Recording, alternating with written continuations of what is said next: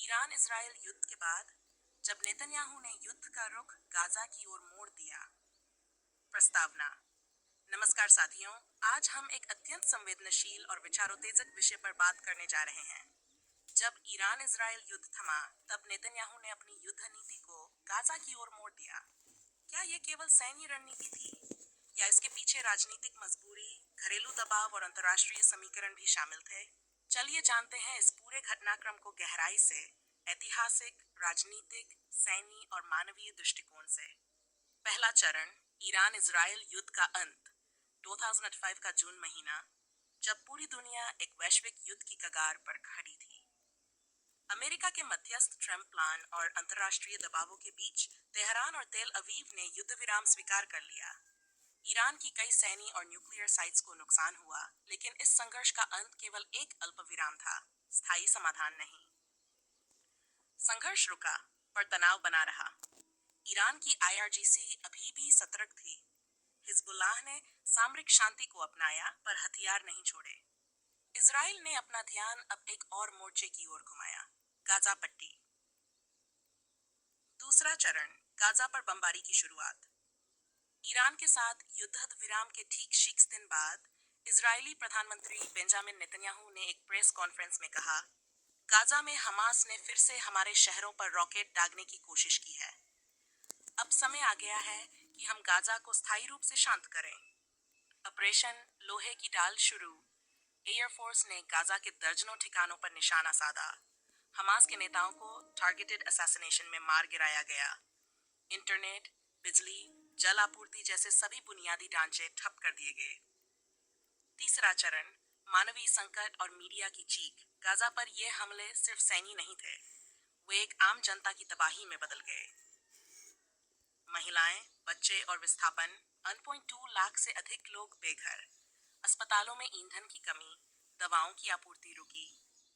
संयुक्त राष्ट्र के अनुसार ये मानवता पर हमला था। मीडिया और सोशल मीडिया पर उबाल। गाजा अंडर अटैक ट्रेंड करने लगा। अमेरिका और यूरोप में सड़कों पर प्रदर्शन। इजराइल को नए युद्ध अपराधों का आरोपी बताया जाने लगा। चौथा चरण, नेतन्याहू की राजनीतिक रणनीति। अब सवाल उठता है, ईरान के बाद तुरंत गाजा? इसका उत्तर नेतन्याहू की घरेलू राजनीति में छिपा है। नेतन्याहू का उद्देश्य, ईरान युद्ध के बाद उनकी लोकप्रियता बढ़ी थी। गाजा पर हमले से दक्षिणपंथी मतदाताओं की सहानुभूति, भ्रष्टाचार के केसों और आर्थिक संकट से ध्यान भटकाना। विरोध की आवाज, इजराइल के अंदर ही 1 दर्जन से अधिक लोग सड़कों पर। कुछ सैन्य अधिकारियों ने भी ओवर एक्शन की चेतावनी दी। सुप्रीम कोर्ट में युद्ध नीति की संवैधानिकता पर याचिका दायर। पांचवां चरण, अंतर्राष्ट्रीय प्रतिक्रियाएं। दुनिया चुप नहीं रही। ईरान इजराइल युद्ध से थकी वैश्विक कूटनीति फिर सक्रिय हुई। अमेरिका, ट्रंप प्रशासन ने चुप्पी साधी, कहा इजराइल की आत्मरक्षा का अधिकार है, लेकिन डेमोक्रेट्स और प्रोग्रेसिव्स ने विरोध किया। रूस, पुतिन ने इसे फिलिस्तीनी क्षेत्र में शक्ति का अत्यधिक प्रयोग बताया। गाजा में सहायता भेजने की कोशिश की, पर इजराइल ने अनुमति नहीं दी। संयुक्त राष्ट्र सुरक्षा परिषद की आपात बैठक बुलाई गई। इजराइल के खिलाफ निंदा प्रस्ताव पर अमेरिका ने वीटो लगाया। छठा चरण, हमास की जवाबी कार्रवाई और पश्चिमी एशिया की ज्वालामुखी। इजरायली हमलों का जवाब हमास ने भी दिया, लेकिन ये पारंपरिक रॉकेट नहीं थे, स्मार्ट ड्रोन और सुरंगों से हमला। दक्षिण इजराइल में हाहाकार। 9 इजरायली सैनिक मारे गए। 2 किबुत्ज गांव खाली कराए गए। पहली बार अश्दोद और बियर शेवा में स्कूल बंद। हिजबुल्लाह की सीमा पर हलचल। उत्तरी सीमा पर छोटे संघर्ष बढ़े। पुतिन ने सीरिया में अपनी सेना को हाई अलर्ट पर रखा।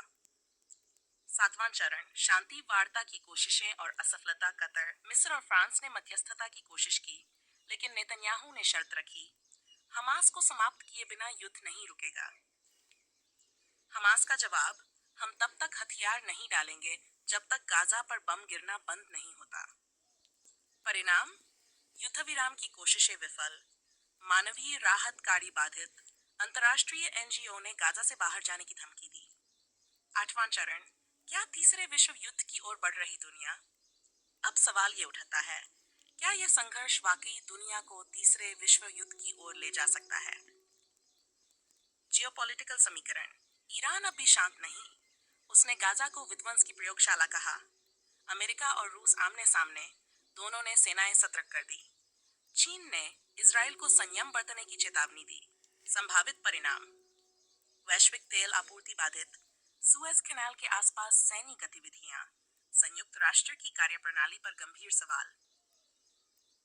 निष्कर्ष: युद्ध की समाप्ति या एक और शुरुआत? जब ईरान के साथ युद्ध खत्म हुआ तो लगा कि शायद अब शांति लौटेगी, लेकिन गाजा पर बमबारी ने यह साबित कर दिया, ये युद्ध सिर्फ एक राष्ट्र के खिलाफ नहीं बल्कि विचारधाराओं का है। नेतन्याहू की ये नीति, क्या यह इजराइल को सुरक्षा देगी या और असुरक्षित बनाएगी? क्या यह दुनिया को स्थायित्व देगा या अराजकता? ये कहानी यहीं खत्म नहीं होती, बल्कि यही वह मोड़ है जहां इतिहास करवट लेता है। शब्द संकलन: